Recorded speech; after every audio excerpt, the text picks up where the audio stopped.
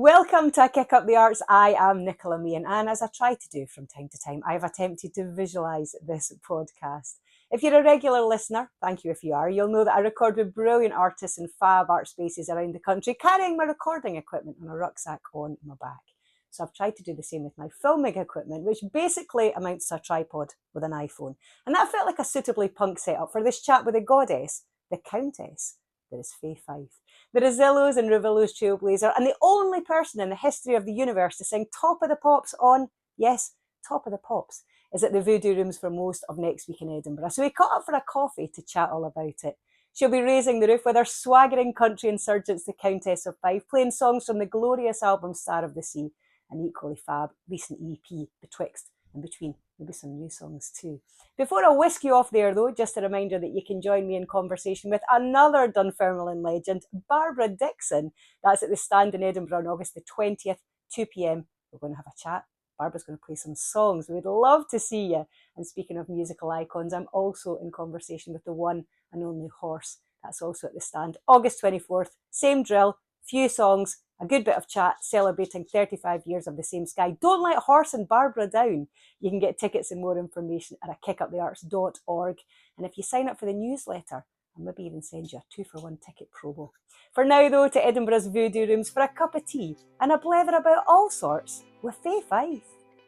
Do you remember the first time you played a gig in Edinburgh, before we talk about these fringe dates?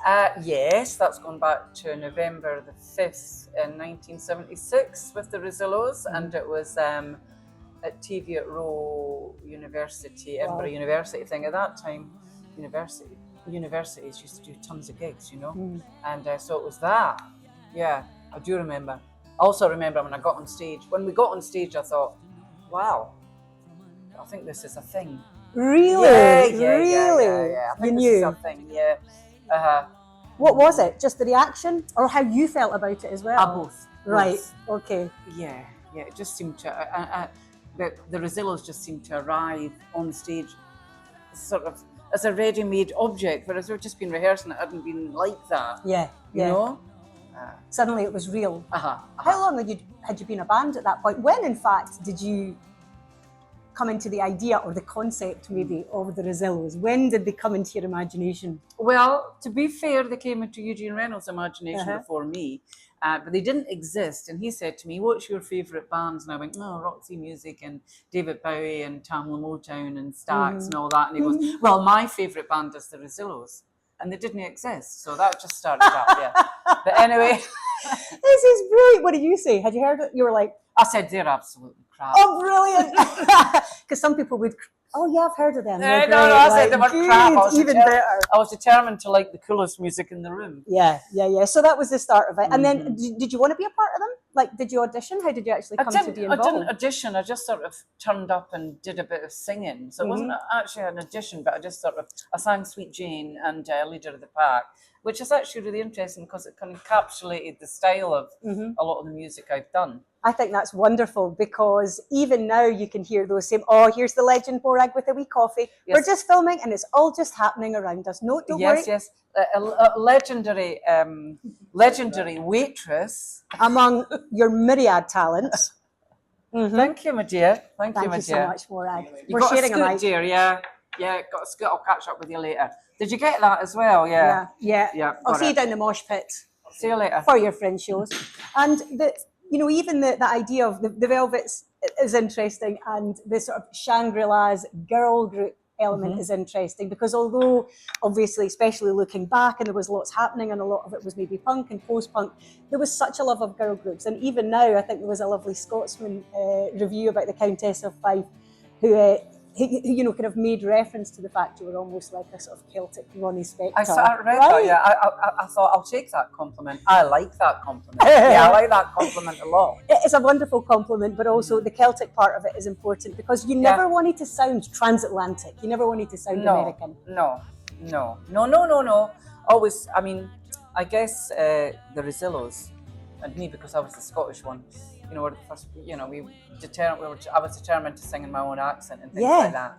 And that was right. It never occurred to me to do anything else. But mind you, over the years, it's kind of worn down like a rock that's been in the sea. You know, it's sort of blended out of it. But I wouldn't like to have somebody else's voice. Yeah, yeah. But at the time, that was probably quite radical in It itself, was. actually. It was. Right. It was rather, yeah. Let alone to go on Top of the Pops and sing in yeah. a Scottish accent. Yeah, exactly. But maybe it comes up, not knowing anything about it. Yeah. You just get up and do it. You know what I mean?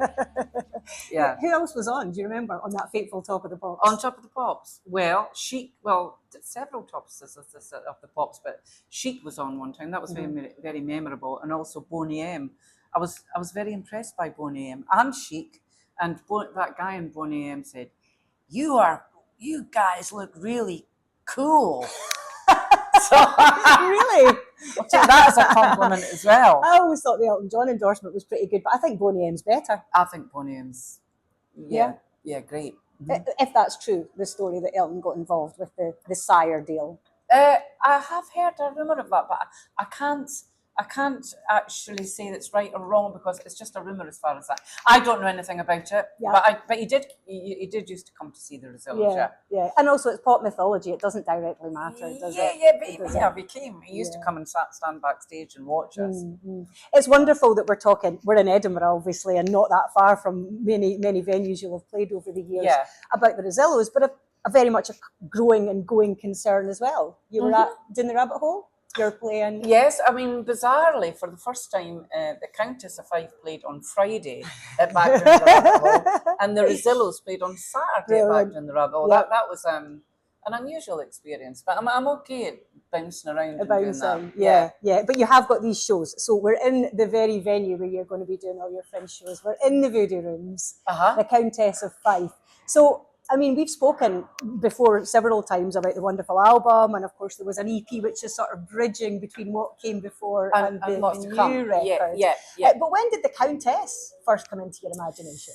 Oh, it's gone back to 2017, but it was just an idea. It was just an idea, and I just started plinking around doing some songwriting with friends, and it probably started to do shows maybe not that long before the pandemic.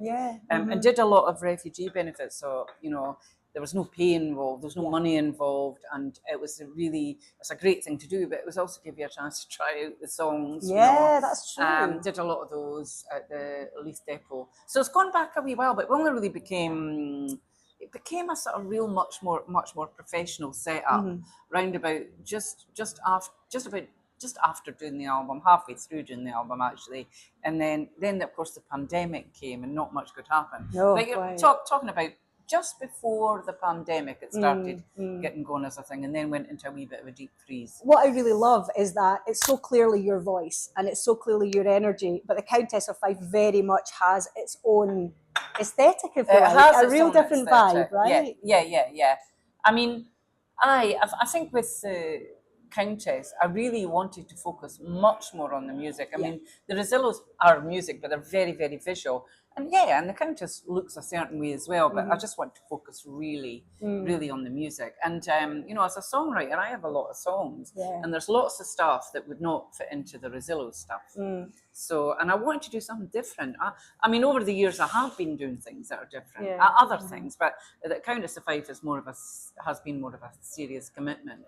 Did that allow you then to articulate the sort of songs that you had in your head, or even some of the subjects? Because even on this EP, you kind of dig deep on landscape and the treatment of women and the perception of women a lot as well. Yes.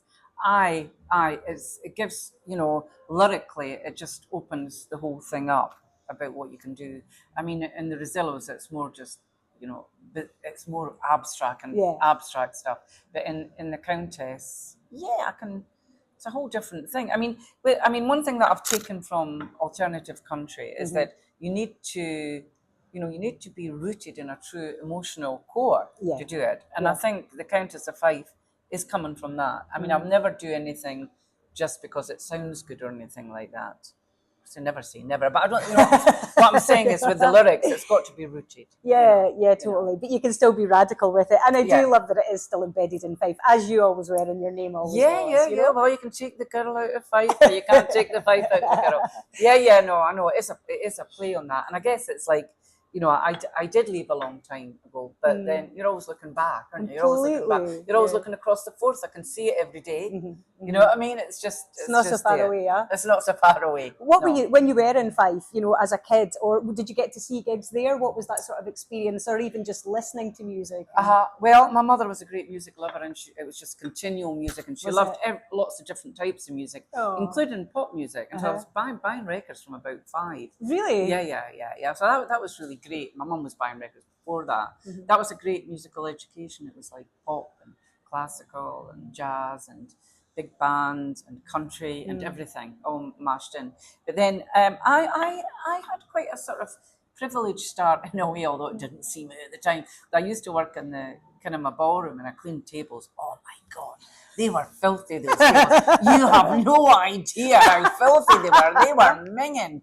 But, and that was after you'd cleaned them. That was after the actually, yeah, I can't claim my cleaning is much to write home about. But anyway, I just saw loads of bands playing. Really? Yeah, loads. Because all the bands played there, the kind of my ballroom. And I was there early, so I saw everybody doing sound checks and things like that. And that was a real education, I'll tell you that. Real education without even trying. It was all going in subliminally. Yeah, you're not actively seeking out the bands, but they're coming to you in some ways. Yeah. I mean, I can even remember very clearly the Alex Harvey band were sound checking, and I didn't know anything about them. And but they were sound checking it, and it just suddenly occurred to me, wow, there's a guitar, a bass, and a drums, and they're all doing different things, and that's what makes up the music. So it was doing something. Yeah, you know? Yeah, quite. Who else do you remember seeing then? Andy Fairweather Low. Amen Corner? Yeah, right, okay. He was amazing. Really? Yeah. I mean, the kind of touring circuit's fascinating, isn't it? Mm-hmm. The bands who would go to towns out with Glasgow and Edinburgh. Yep, early Tyrannosaurus Rex. Okay. They were, T-Rex. The two of them. I didn't really pick up so much on them actually, because I thought, they're just the two of them, and he's playing bongos. I'm not going to listen to that. Well, it was a totally different thing. Ditch the bongos, boys. Ditch the bongos, boys. Yeah. Words for life. Yeah, but I think I don't know. I think the Alex Harvey band had the most impact in terms of just stage presence. Yes, yeah. Well, that's what's fascinating about him and about them as a band and as a collective. And certainly I would say with the Revillos and the Countess of Fife, it's like everyone's got a very clear identity. Obviously with the Rezillos, they even had all the kind of pseudonyms, right? It's like, it's that sort of slight gang mentality. It is actually, yeah. I think being in a band is like being in a gang, actually, yeah. Or quite a dysfunctional family, maybe. Yeah. Same thing. Yeah. But yeah, so you saw these bands, you're still cleaning the tables, which were immaculate, I've no doubt, by the time you'd finished with them. And then did you have aspirations or even ideas at that point? Was music a thing? No, here's a weird thing, Nicola. When I was growing up, I used to sing all the time. I came from a musical family. My mother was very musical. We sang all the time. We danced around. We did the tango in the living room and things like this. I just sang. Glamorous. Glamorous and permanent. We all sang at parties. My mum was a great dancer. And I used to sing along with things. So when I went to art college, and so when somebody said they were starting a band, it didn't seem like I was doing something different. Right. Okay. It just seemed that's what I do as a natural continuation. And so when I got up and I started singing Sweet Jane with the Rezillos, I just was like, and leader of the pack. That was just what I did. I just didn't seem like a jump. Yeah. I know that sounds weird. So I fell into it very, very naturally. It was unremarkable, actually. It just was a thing that it's incredible. Also, there weren't these same. I don't think there really are now, anyway. But the lines between art and music, and politics and imagination all seemed quite blurred. So in a way, there were more artists, if you like, forming bands than there were quote unquote musicians starting out. Right? Yeah. It was about the discussions and certainly Rezillos. The ideas, the visual element, the concept.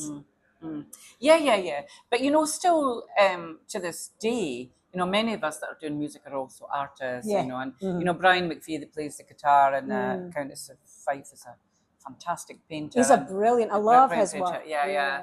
And I paint in my spare time as well, you know. Really.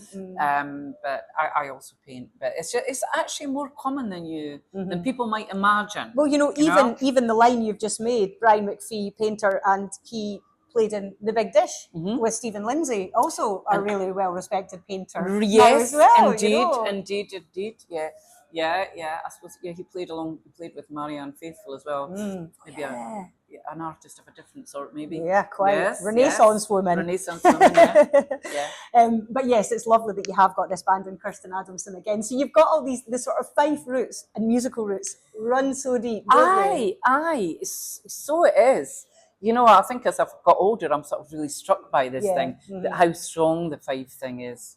Even if, you know, when I was younger, I was running away from it as fast as I could go. Get me away from this! Get me away from this! And but yeah, it is, you know, and I've also come to really appreciate the fact that Fife has a great musical heritage, and it's just chucked out so many musicians. You know? Yeah, quite. But it's that lovely thing where you can celebrate. You're very much looking forward, but it's rooted in that. Yeah, rooted that. Yeah, I used to be in denial about my roots. So I've progressed, you know. The mature women. But hopefully you're going to be tearing up the Voodoo Room. So you've got these gigs coming up. Are they going to all be a little bit different? Because I saw you posting on social media. Everyone's going to be different. Did someone say that? Yeah, they did. A little bit different. Who said that? Well, and I was like, brilliant. I'll be at every one of them. Right. Your own back. Right. Yeah. Well, the first 3 are stripped down, and they're going to be much more intimate. It's just me and Brian, but it's not like that. That's less of a show. It's just a different thing. Yeah. It's very sort of quiet and intimate, and I've got time to talk a bit more. So I might come out with utter rubbish, like, you know, the philosophy of something that makes no sense. I don't know. Schooled by Fife. Yeah. Come to the classroom. So I might do that. That's going to be the first 3. I know the last 3 are going to be Wama Lama, because it's the whole band, and we make, you know, we're not a rock and roll band, but we do make a sumptuous and substantial noise, you know. Yeah, no, the energy on stage is absolutely, and I think that's what's lovely about. You can maybe tell us about the EP, which I think is going to feed into this forthcoming album as well. I love that we get the different elements and the different interpretations of these and the lives of these songs. Yeah, that's right. The EP will feed in, but then. You know, we're doing a lot of songs from the upcoming album that are not on the EP. You know, they're newer than that. 2 of those were debuted. Yeah, that's right. Back down the rabbit hole. So there's those as well. I mean, it's an hour-long slot. We have a lot of songs now. We can't do everything. I think I might even write on the last night throw in one Rezillos song. Oh, there you go. But it's only on the last night. Well, typically in typical punk style, as we've done this. Well, I'll be in country style, darling. Alternative country style. Yeah, but in punk style, we're getting chucked out of this venue. Are we? Yeah. Oh, come on. I haven't even finished my drink. You've not even done one gig and you've been banned. No. So listen, we'll chat much more about the new album once it's ready for a little bit of listening. You're still writing, and the Countess of Five. I'm going to mention in the outro, which I'll record later, all your other dates. There are loads, but for now, let's come to the party all of next week, right? Right. Yeah, come next week. Come on, it's going to be great. It's the place to be. There's a glitter ball. Know who would approve? Boney M. They bloomin' well would. Cool. Boney M might come. Who can say yes or no? I saw them at Down the Rabbit Hole. A few years back. Did indeed. Oh my God. Banging. Yeah. God. I thought I heard the Rezillos influence in there, but anyway. Okay, we better go because we're literally getting chucked out. Okay, goodbye everybody. See you at the Fringe shows. Be there or be square. Get schooled by Fife. Thank you so much. Thank you. Thanks again to Morag, to the Voodoo Rooms, and of course to the wonderful Fife for the bladder. You can catch the Countess of Five at the Voodoo Rooms August the 12th to the 17th. And I can't wait to chat more with her around that new album. You can also and must join Barbara Dixon and Horse and my other In Conversation guests in August. Grant Stott, Gavin Mitchell, Gordon Buchanan, Justin Curry. And if you're at Edinburgh International Book Festival on August the 10th, come party with us. 1995, Girls Aloud, DJs, live performances, Emma Pollock, Hen Hoos, Lung Leg, Carrie Marshall, Chitra Ramaswamy, Cora Bissett. The list goes on. It's going to be fab. There's lots of tickets and more information at kickupthearts.org. And as I said, if you sign up for the newsletter, 2 for 1 tickets. What more can I say? Thank you so much for watching and listening. Please subscribe, like, tell your pals, come to the live events. I'd love to see you. Bye for now.